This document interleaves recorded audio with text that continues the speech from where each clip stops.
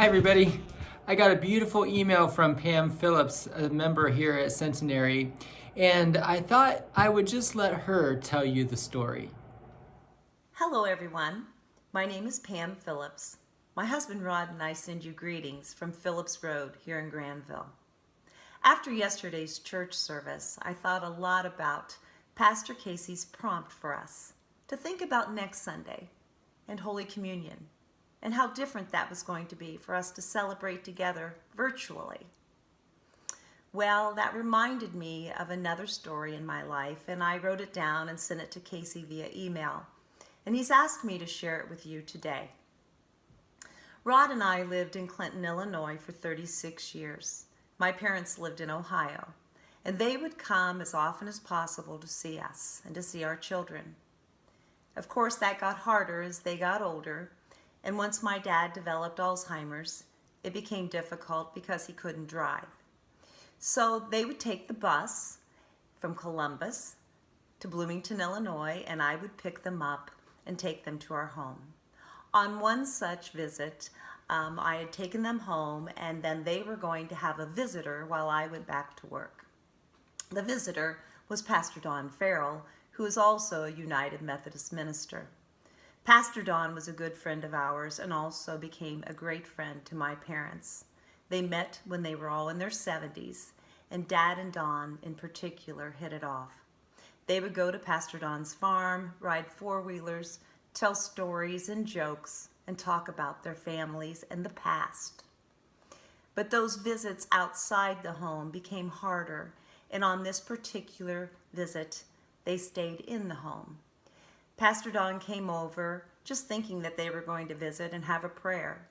But Mom, having not been to church for some time and not having communion for even longer, asked Don if he would serve communion to her and Dad. Of course he was happy to do that, but he had not come prepared with the elements. So he sent Mom off to the kitchen, to my kitchen, to find something. She couldn't find juice, and she couldn't find bread. And I don't know if I had them in the house or not, but what she did find, she humbly returned with.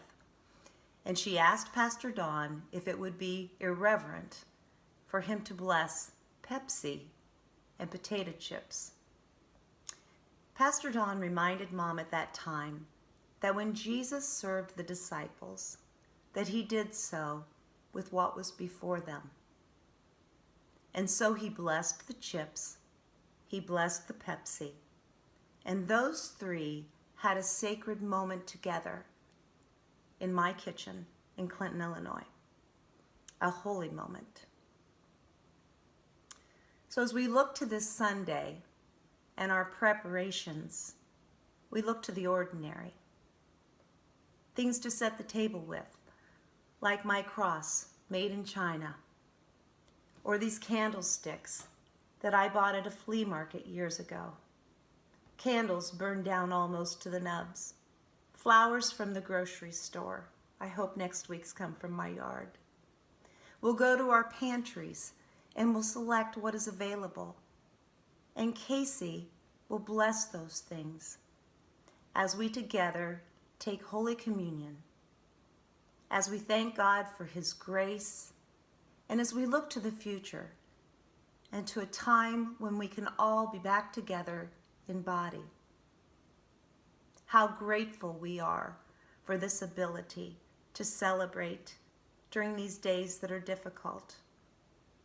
I ask God's blessing upon each one of you, and I look forward to seeing you in person as soon as possible. Blessed be the tie that binds. We are going to celebrate Holy Communion this Sunday, April 5th. It'll be communion like we've never done it before. But I encourage you to gather together elements, whether it's bread and grape juice or crackers and water or potato chips and Pepsi. We will bless those elements together and share in a sacred moment. So I'm looking forward to seeing you virtually on Sunday. Have a great weekend.